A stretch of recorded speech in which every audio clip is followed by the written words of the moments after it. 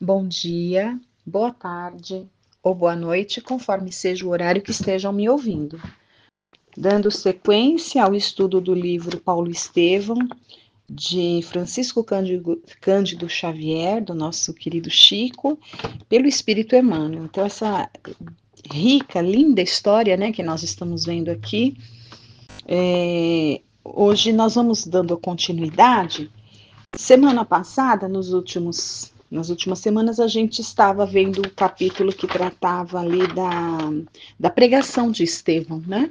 E Saulo ouve falar desses trabalhos que aconteciam ali na casa dos homens do caminho, achou estranho, ele como doutor da lei que era, e uma pessoa assim que zelava muito, o trabalho dele era zelar pela para que a lei fosse interpretada da forma, né, como eles julgavam que era o jeito ideal, a lei de Moisés. Então, os fariseus, né, os doutores da lei, eles davam lá a sua interpretação e aquilo era a lei, né? Na verdade, a lei de Moisés, eles não conseguiam ter uma compreensão mais profunda dela, e aquela compreensão limitada que eles, os doutores, tinham, eles acreditavam como a verdadeira, a única, a certa, e que as pessoas, sim, elas eram livres para praticarem ali a adoração religiosa a Deus, desde que observando a lei que eles atribuíam como sendo a lei de Moisés, e sim, era, mas segundo a visão e a interpretação deles. Porque veja que Estevão, ele era um profundo conhecedor da lei de Moisés. E um profundo respeitador e admirador das leis antigas. Ele zelava por esse costume de família. Ele aprendeu desde criança a cultivar o gosto, o zelo e o cuidado e o estudo pelas leis, pelas escrituras sagradas, como eles chamavam, né? Ali a lei de Moisés, os profetas. Então, assim, só que ele conseguia enxergar além. Ele conseguia, além das palavras que estavam escritas ali, ele conseguia perceber o espírito que vivifica.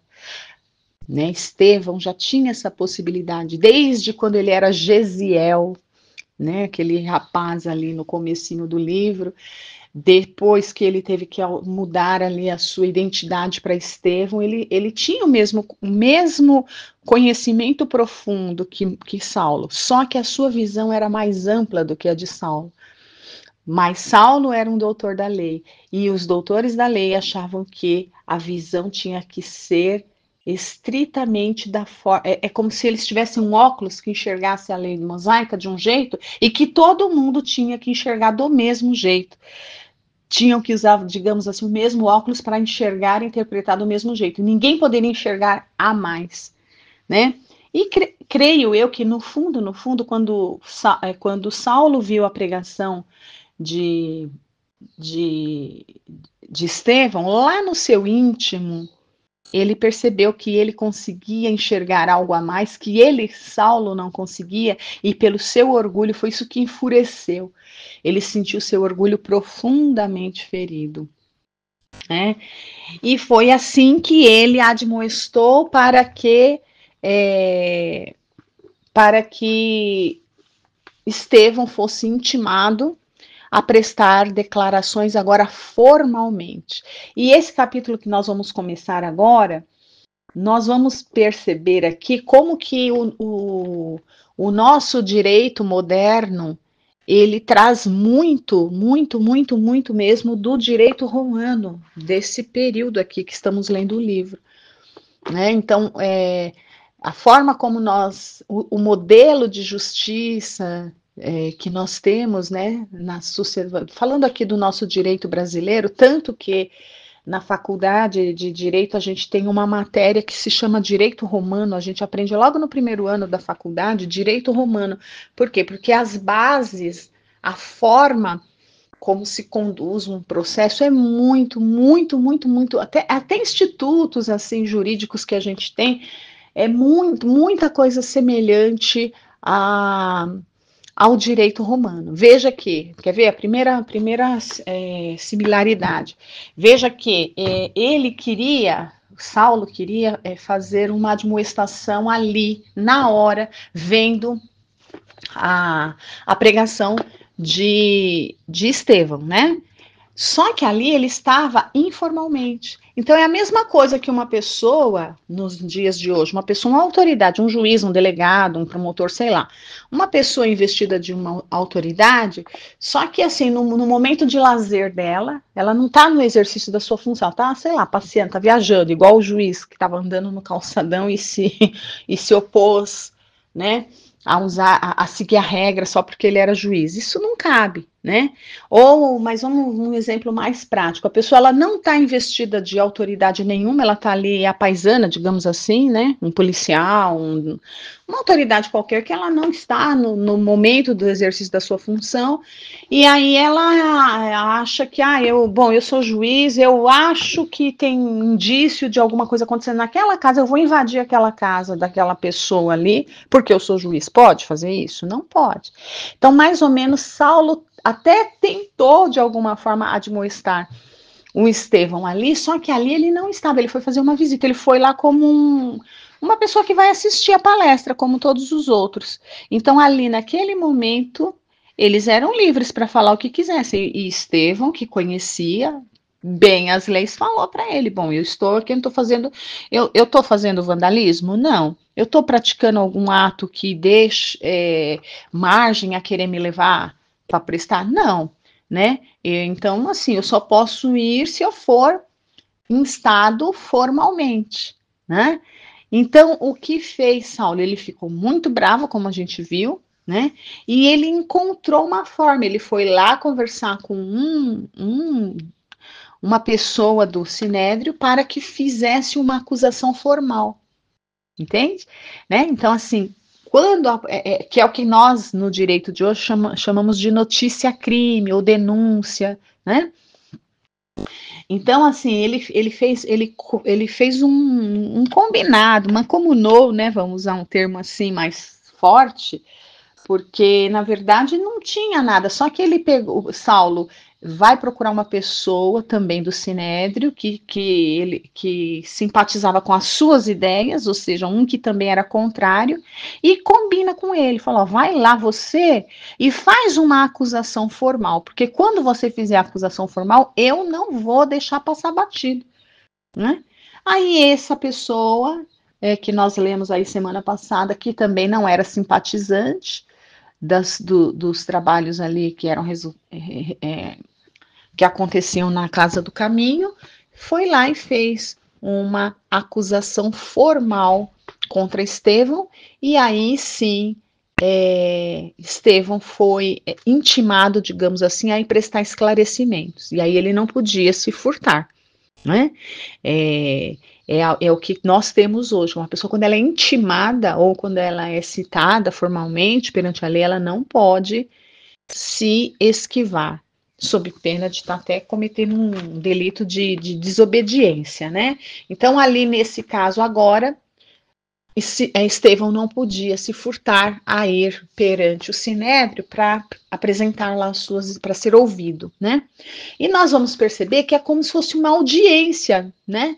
Uma audiência mesmo nos dias de hoje. Ele vai ser interrogado, vai ter várias pessoas interrogando, e ali a gente vai lendo e vamos entendendo como se deu esse processo desse interrogatório do Estevão. Será esse capítulo aqui que vai ser determinante para os destinos aqui dessa história.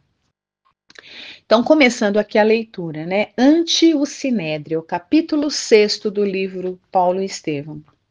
No dia fixado, o grande recinto do mais alto sodalício israelita enchia-se de verdadeira multidão de crentes e curiosos, ávidos de assistir ao primeiro embate entre os sacerdotes e os homens piedosos e estranhos do caminho.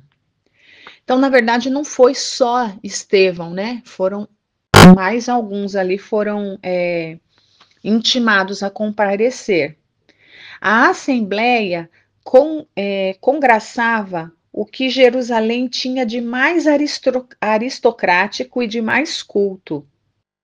Os mendigos, porém, não tiveram acesso, embora se tratasse de um ato público. Veja, aqui já começa aqui uma grande diferença, né? Então, veja que foi um acontecimento que mexeu ali com aquela região, com aquela cidade, né? Mexeu.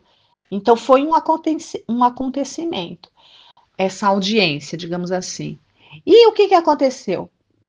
Então a casa lá, o Sinédrio ficou aberto, mas só para aqueles que eram, vamos dizer assim, como se fosse tentando comparar com uma partida de futebol hoje em dia, né? Só estava aberto ali para a torcida do time da casa, no caso aqui, né? Era só aqueles, como disse aqui, olha, o mais aristocrático e mais culto. Então, as pessoas ali que eram mesmo, e quem eram os mais cultos? Eram os próprios fariseus, né? Não era o povo, eles eram digamos assim, uma elite da sociedade judaica ali daquela época, naquela região, né? Então, formou ali aquele grupo de pessoas para assistirem, né? Aqueles que estavam ali torcendo pelo Sinédrio e pelos doutores da lei. Esses estavam ali formando tipo uma torcida, as portas estavam abertas para eles. Agora, do lado dos homens simples do caminho, do lado de Estevão, de Pedro, de João, deles ali, quem que estava torcendo por eles? Eram os pobres, os miseráveis, os doentes, os mendigos, como coloca aqui. Só que esses não puderam entrar. As portas foram fechadas para isso. Então, já não haveria ali essa igualdade no sentido de haver ali pessoas torcendo, vibrando mesmo, né, por eles ali durante o ato do interrogatório todo que se daria, né, porque as portas só foram franqueadas àqueles da aristocracia. Continuando aqui a leitura. O Sinédrio exibia suas personagens mais eminentes. De mistura com os sacerdotes e mestres de Israel, notava-se a presença das personalidades mais salientes do farisaísmo. Lá estavam representantes de todas as sinagogas. Compreendendo a acuidade intelectual de Estevão, Saulo queria fornecer-lhe um confronto do cenário em que dominava o seu talento, com a igreja humilde dos adeptos do carpinteiro de Nazaré. Então, na verdade, a estratégia de Saulo era tentar intimidar Estevão pela opulência de tudo aquilo, tipo assim, olha a grandeza de tudo isso, você é nada perante de tudo, sabe, o materialismo, né? Então ele estava achando que toda aquela ostentação, toda aquela opulência, toda aquela coisa, toda aquela pompa desestabilizaria emocionalmente a Estevão, que era um homem ali muito simples. E ainda mais que ele não poderia entrar ali os simples que torciam e vibravam por ele. Então, essa era a estratégia, fazer com que ele ficasse desconfortável. Mas, gente, um espírito de condição se abala com essas coisas? Né? Nós sabemos que não. Um espírito de condição, ele não se abala. Ele vai das alturas das estrelas aos charcos dos umbrais sem se abalar, né? Então vamos ver aqui se isso vai abalar Estevão, né? Mas era pela visão limitada de Saulo, ele achava que sim, né? Ele achava que essa estratégia poderia dar resultado, mas vamos continuar aqui, vamos ver se vai dar resultado. No fundo, seu propósito radicava na jactanciosa demonstração, tá vendo, de superioridade, afagando ao mesmo tempo a íntima esperança de conquistá-lo para as hostes do judaísmo. Então ele tinha essa vontade, né, de superioridade, reprimir, e mais do que isso, ele não queria só humilhar assim o Estevão, ele percebia nele de fato um potencial que poderia ser muito bem aproveitado do outro lado, né? Era mais ou menos como a gente via, né, a Roma lá na frente falar para os cristãos: abjura, abjura, né? Muda a sua forma de crer. Era mais ou menos isso. Ele queria trazer Estevão para usar os seus óculos, como falamos ali, e enxergar conforme o grau dos seus óculos, e não além. Ele pretendia isso. Preparara por isso a reunião com todos os requisitos, de feição a impressionar-lhe os sentidos. Estevão comparecia como um homem chamado a defender-se das acusações a ele imputadas, não como um prisioneiro comum obrigado a acertar contas com a justiça. Então, ele não estava lá já como um réu, né, traçando mais um paralelo com o direito de hoje, mas como um, digamos, investigado. Ele pode vir a ser considerado réu ou não. Por enquanto, ele está sendo averiguado, investigado.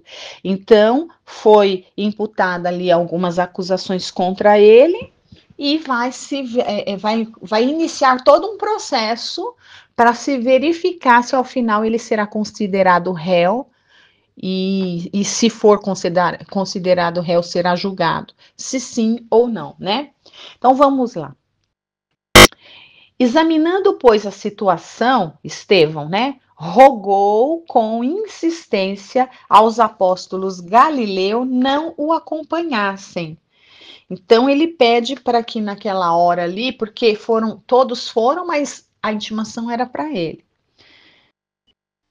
E ele pede para que os apóstolos não o acompanhassem, considerando não só a necessidade de permanecerem junto dos sofredores, como também a possível ocorrência de sérios atritos no caso de comparecimento dos adeptos do caminho, dada a firmeza de ânimo com que procuraria salvaguardar a pureza e a liberdade do Evangelho do Cristo. E aqui, por essa narrativa do Emmanuel, a gente já percebe o tamanho, a grandeza, o preparo desse espírito, né? Então ele já estava enxergando de muito mais alto. Ele já estava tentando evitar.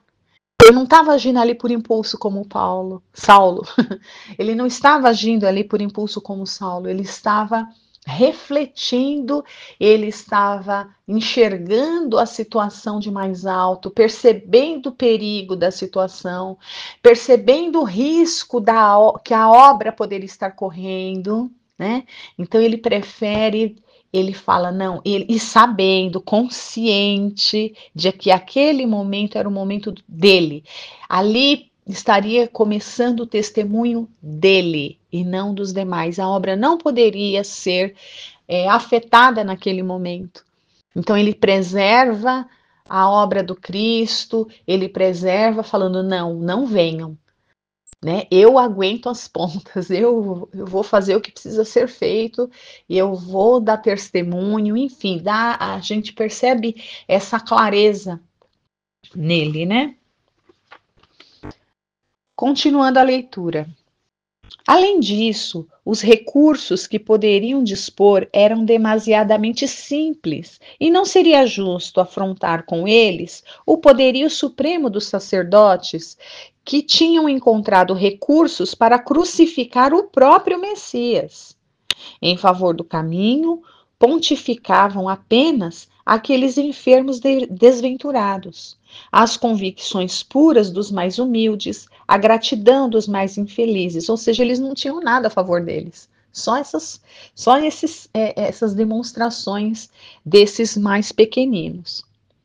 Única força poderosa, pelo seu conteúdo de virtude divina, a lhes amparar a causa perante as autoridades dominantes do mundo. Então, eles só tinha a força mesmo do amor, né, da fé, a favor deles, e nada mais, contra todo aquele poderio das autoridades do mundo. Assim ponderando, despontava o júbilo de assumir sozinho, como dissemos, né? Disputava o júbilo de assumir sozinho a responsabilidade de sua atitude sem comprometer qualquer companheiro, tal como fizera Jesus um dia no seu apostolado sublime. Então veja, né?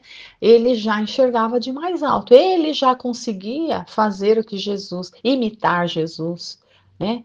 Embora não tivesse visto Jesus, só ouvido falar, lido ali alguns escritos de Levi, né, Mateus, foi o suficiente para que ele já conseguisse entender toda a mensagem, e aqui ele está fazendo exatamente o que se espera de um verdadeiro cristão.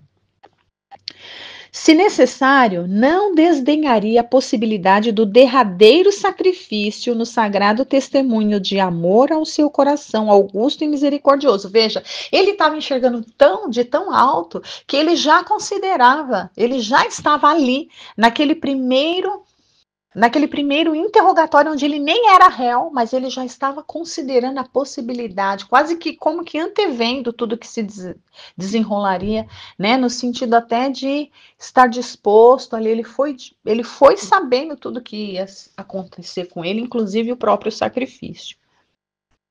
O sofrimento por ele, e esse ele aqui em E maiúsculo, ou seja, por Jesus, né? O sofrimento por ele ser-lhe-ia suave e doce. Sua argumentação vencera o bom desejo dos companheiros mais veementes. Assim, sem amparo de qualquer amigo, compareceu ao sinédrio tomado de forte impressão, ao lhe observar a grandeza e a suntuosidade. Habituado aos quadros tristes e pobres dos subúrbios, onde se refugiavam os infelizes de toda espécie, deslumbrava-se com a riqueza no templo, com o aspecto soberbo da torre dos romanos, com os edifícios residenciais de estilo grego, com a feição exterior das sinagogas que se espalhavam em grande número por toda parte. Então ele fica realmente impressionado com tudo aquilo, né? Estevão, compreendendo a importância daquela sessão a que acorriam os elementos de escol por identificarem um invulgar interesse de Saulo, que no momento era a expressão de mocidade mais vibrante do judaísmo, o sinédrio requisitara o concurso da autoridade romana para a absoluta manutenção da ordem. A corte provincial não regateara providências. Os próprios patrícios residentes em Jerusalém compareceram numerosos ao grande feito do dia, considerando que se tratava do primeiro processo em torno das ideias ensinadas pelo profeta Nazareno depois da sua crucificação, que deixara tanta perplexidade e tantas dúvidas no espírito do público. Então, o que fez ali também o sinédrio, né, os fariseus, eles convocaram não, porque eles não tinham poder para isso, mas eles solicitaram reforços de segurança de Roma. E Roma, belicosa que era por natureza nessa época, né? Nossa, isso para eles era até uma alegria, né? Um soldado ser convocado para uma situação que eles pudessem exercer ali a sua força e o seu poder, eles iam com a maior alegria. Então eles foram ali fazer toda a segurança, digamos, os soldados romanos, né? Quando o grande recinto regurgitava de pessoas de alto destaque social, Estevão sentou-se no lugar previamente designado, conduzido por um ministro do templo, ali permanecendo sob a guarda de soldados que o fixavam ironicamente. A sessão começou com todas as cerimônias regimentais. Ao iniciar os trabalhos, o sumo sacerdote anunciou a escolha de Saulo, consoante seu próprio desejo, para interpelar o denunciado. Então, veja, ele era influente e ele falou: eu mesmo quero. Você acha? Tudo isso aconteceu porque ele saiu muito ferido daquela conversa, daquele embate que tiveram, né, ali na Casa do Caminho. Então, ele não ia perder a chance de se vingar, ele estava se vingando. Saulo estava exercendo ali seu momento de desforra, digamos assim. em relação a Estevão do que havia acontecido dias anteriores ali na Casa do Caminho, né? Então, quando iniciaram os trabalhos, o próprio Saulo demonstrou o desejo que ele fosse interpelar, né? Ele que fosse interrogar o denunciado e ele mesmo averiguar a extensão de sua culpa no aviltamento dos princípios sagrados da raça. Veja, aqui, né, já tem aqui já tem uma coisa, né, que dentro do nosso direito moderno, Saulo deveria se julgar incompetente, porque ele tem interesse pessoal ali, ele estava ferido e magoado, então, portanto, né, deveria haver imparcialidade. Para garantir a imparcialidade, deveria ser outro a interpelar, né? Mas, isso eu estou falando do nosso direito moderno, que já avançou um pouco. Nessa época aqui, não. Eu tenho autoridade, eu estou com raiva dele, eu mesmo quero lá interrogar. Por isso que os órgãos jurídicos, né? Embora a estrutura seja boa, mas veja como era corrompido, né? A estrutura era boa que vem até os dias de hoje, mas imparcial, totalmente imparcial. Né? O órgão máximo de justiça poderia ser usado para se praticar a vingança, por exemplo, que é o que nós estamos vendo aqui. Então vamos lá. Recebendo o convite para funcionar como juiz do feito, o jovem tarcense, Saulo, esboçou um sorriso triunfante. Ele estava todo feliz, mas já estava tudo carta marcada, né? Com imperioso gesto, mandou que o humilde pregador do caminho se aproximasse do centro da sala suntuosa, para onde se dirigiu Estevão serenamente. Sempre essa palavra acompanha Estevão, né? Desde o período que ele era Gesiel ali, nas situações mais difíceis pelo que ele passou, né? Sempre sereno. Onde se dirigiu Estevão serenamente, acompanhado por 2 guardas de senho carregado. O moço de Corinto fixou o quadro que o rodeava, considerando o contraste de uma e outra assembleia e recordando a última reunião de sua igreja pobre, onde fora compelido a conhecer tão caprichoso antagonista. Não seriam aquelas as ovelhas perdidas da casa de Israel, a que aludia Jesus nos seus vigorosos ensinamentos? Então, ele já havia lido coisas de Levi, de Mateus, né? Então, ele já conhecia o pensamento cristão, né? Ainda que o judaísmo não houvesse aceitado a missão do evangelho, como conciliava ele as observações sagradas dos profetas e sua elevada exemplificação de virtude com a avareza e o desregramento, o próprio Moisés fora escravo e, por dedicação ao seu povo, sofrera inúmeras dificuldades em todos os dias da existência consagrada ao Todo-Poderoso.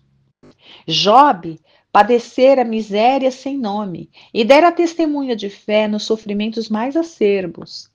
Jeremias chorara incompreendido. Amós experimentara o fel da ingratidão. Como poderiam os israelitas harmonizar o egoísmo com a sabedoria amorosa dos Salmos de Davi?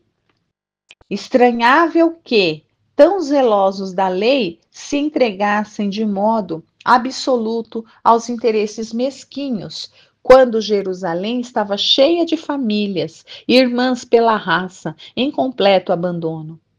Como cooperante de uma comunidade modesta, conhecia de perto as necessidades e sofrimentos do povo. Com essas relações, sentia que o mestre de Nazaré se elevava muito mais agora aos seus olhos, distribuindo entre os aflitos as esperanças mais puras e as mais consoladoras verdades espirituais. Então veja, né, naquele momento que ele está contemplando todo aquele cenário, todo o seu conhecimento, né, vem ali, como que vem tudo na mente dele. Ele começa a se recordar de todos os ensinamentos que ele tinha ali das leis, né? E ele começa a se lembrar das histórias dos profetas, né? Então ele fala aqui de Jeremias. Então tudo isso, todo esse conhecimento estava onde? Estava nas escrituras sagradas, que é o que nós chamamos de Kardec chama de primeira revelação sabiamente, não Velho Testamento. É a primeira revelação. Então, o Estevão tinha aquele conhecimento pleno de tudo que estava escrito ali na primeira revelação.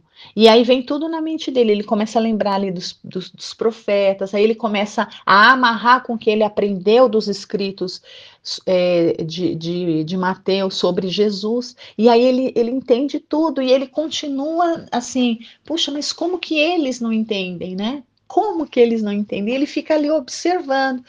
É mais ou menos como um professor. Olha só, imagine um professor sábio que olha para um aluno ali muito simples e que está começando e não conhece nada, mas é um professor muito. Ele é sábio não só nos conhecimentos, mas é sábio de espírito. Então ele não julga, né? Ele não julga, ele olha para aquele aluno assim, sem julgar, mas compreendendo o, o nível do saber que ele tem, sabendo, né? Olha para aquele aluno e não está enxergando só aquilo que está ali, mas o que vai se desenrolar lá na frente. Então, mais ou menos aqui, Estevão está assim, ele não está julgando o grau de entendimento que eles tinham, né? Mas ele está percebendo que eles poderiam, né?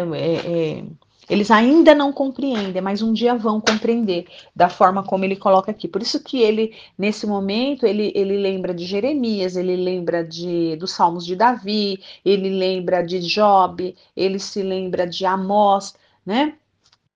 Então, todas aquelas personalidades lá faladas na primeira revelação, faz sentido para ele aqui nesse momento. Só que ele percebe que para aqueles fariseus ainda não fazia. Bom, o tempo já se transcorreu. Nós vamos parar aqui a nossa leitura por hoje e vamos continuar a semana que vem, que vai tratar ali do interrogatório propriamente dito de Estevão, né? Agradeço a todos por estarem aqui acompanhando essa bela história. Fiquem com Deus. Uma boa semana a todos.